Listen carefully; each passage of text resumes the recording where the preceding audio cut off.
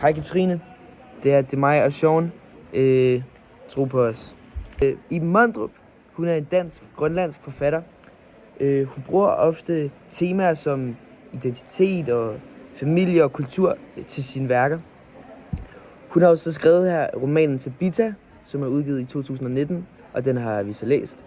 Og den handler om den grønlandske pige her, som hedder Tabita, og hun bliver adopteret til et dansk ægtepar. Gennem hendes historie, så sætter romanen ligesom fokus på de her følelsesmæssige og kulturelle konsekvenser, som adoption kan have. Og så kommer det til at afspejle sig lidt i relationen mellem Danmark og Grønland. Og gennem hele vores struktur af vores præsentation, der vil vi fortælle, nu har jeg så givet et lille kort resume af romanen, så vil vi også analysere nogle udvalgte passager, hvor vi vil fokusere lidt på det sproglige og sådan noget. Så fortolker vi værkets overordnede temaer, såsom identitet og magtforhold. Og så til sidst kommer vi til at perspektivere værket til nogle andre relevante kilder. Okay, jeg vil dykke lidt mere ned i resuméet. Og her har vi så Eva og Bertel, som adopterer Tabita og Vitus, Tabitas bror. Og de føler sig rimelig fremmedgjort i Danmark, især Tabita. Hun kæmper lidt med sin identitet og nogle traumer, hun ender med at få. Hun ender faktisk med at slå sig selv i hovedet med sten. Og gør alt muligt. Og Eva og Bertel, de kæmper selv med indre konflikter og ulige magtforligninger. Tabita prøver faktisk også at få... Eva prøver faktisk også at få Tabita til at blive mere dansk, ved for eksempel at ændre hendes frisyre, ved at give hende nyt tøj, og så videre. Faktisk prøver at ændre lidt på deres identitet.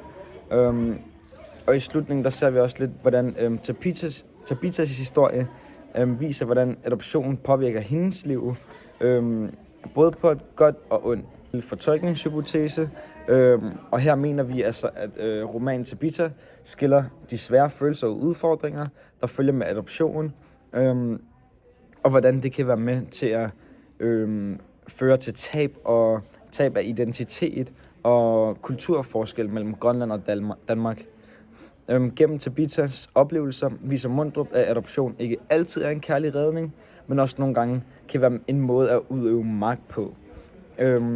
Hvor den adoption tvinges til at tage en ny identitet, og man sådan mister sin oprindelige kultur. Evas kontrollerende adfærd kan tolkes som et billede på, hvordan Danmark har behandlet Grønland. Ja, nu vil jeg simpelthen fortælle om den første passage, vi har valgt her. Det er side 145, og det er ligesom lige her, hvor Tabita, Vitus og Eva, de lige er landet i Københavns Lufthavn, og de er på vej ud af flyveren. Historien her er selvfølgelig bundet til den her tredje persons fortæller, men vi ser ligesom verden gennem Eva. Og Tabitas perspektiv, det er en lille smule fraværende. Det kan ligesom være med til at understrege de her magtforskelle, der er i forhold til Grønland, Danmark. Hun vil vise Tabita det hele og lægge vægt på, at de nu er i samme båd.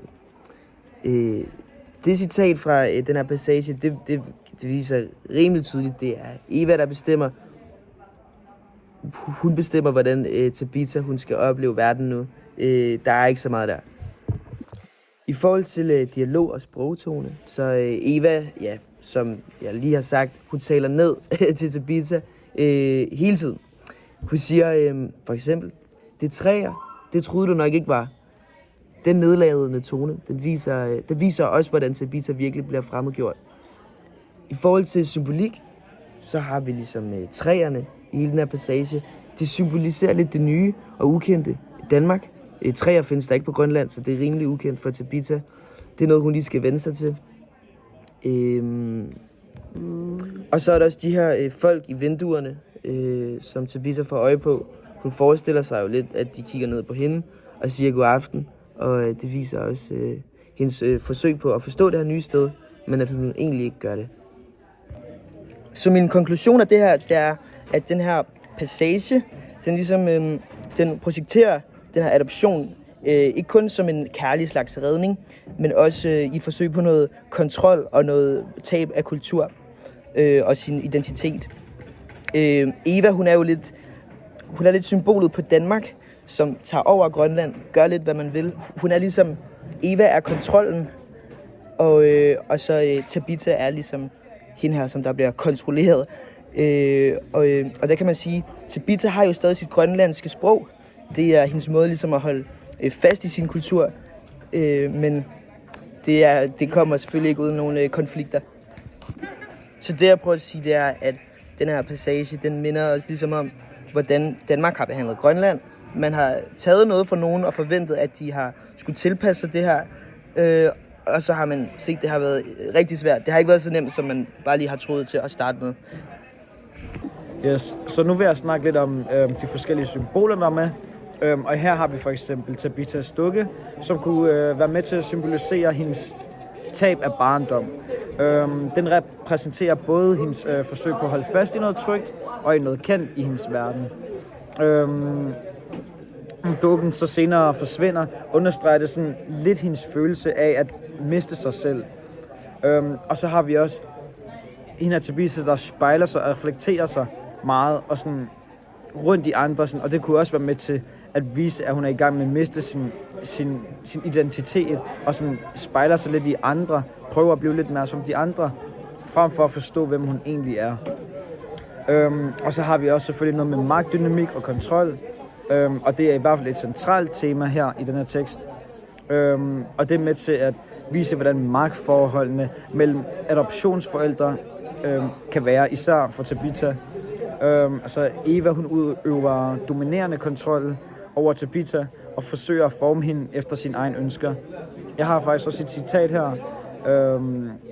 hvor Eva, hun siger, i tasken har hun købt kringle og perlesukker.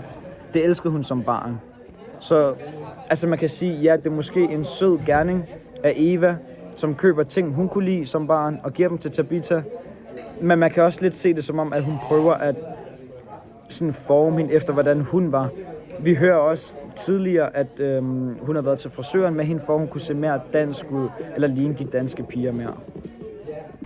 Ja, og så vil jeg snakke lidt om noget perspektivering her. Vi har valgt Jeanette Ehlers tekst. Jeg sammenfører den afrikanske kolonihistorie med den grønlandske. Og i teksten her, der snakker Jeanette Ehlers meget om, hvordan kolonihistorien ofte er blevet set bort fra et europæisk synspunkt, og hvordan historierne om Afrika og Grønland for eksempel fuldstændig er blevet glemt og ignoreret. Hun mener, at vi skal forstå, hvordan at kolonialismen har påvirket både afrikanske og grønlandske samfund, for at vi kan få et mere fair billede af hele historien, så vi ikke bare har det fra vores eget synspunkt. Ehlers, hun vil gerne give sin stemme til de her mennesker her, som er blevet overset, og hun har gerne vil skabe en samtale om, hvordan kolonialismen og magt og undertrykkelsen hænger sammen. Yes, og som afslutning, så vil jeg lige give et kort resumé igen, og så komme ind med de vigtigste punkter, og sådan, at den her bog er stadig relevant i dag, og kan den sådan fortælle os eller lære os noget. Så ja, altså, i Tabitha, der skildrer Iben Mondrup de svære følelser og identitetskonflikter, der kan opstå ved adoption. Især når et barn tages fra deres kultur og forsøges at tilpasse en ny. Romanen viser, at adoption ikke altid er en kærlig redning, men også kan være en form for magtudøvelse. Evas kontrol over Tabitha afspejler Danmarks historiske forhold til Grønland, hvor dominans er præget af relationen. Romanens temaer er stadig aktuelle i dag, da der stadig fortsat bliver skabt de her uligheder og identitetsproblemer. Tabitha sætter fokus på, hvordan koloniale strukturer stadig påvirker menneskets liv, og hvordan fortidens magtforhold fortsat former nutidens identiteter. Romanen minder os altså om, at adoption og kulturmøder ofte har mere komplekse forhold og er præget med ubalance. Så ja, samlet set, så er Tabitha stadig en vigtig roman, der belyser både de personlige og de samfundsmæssige konsekvenser, adoption og kulturmøder har i dag.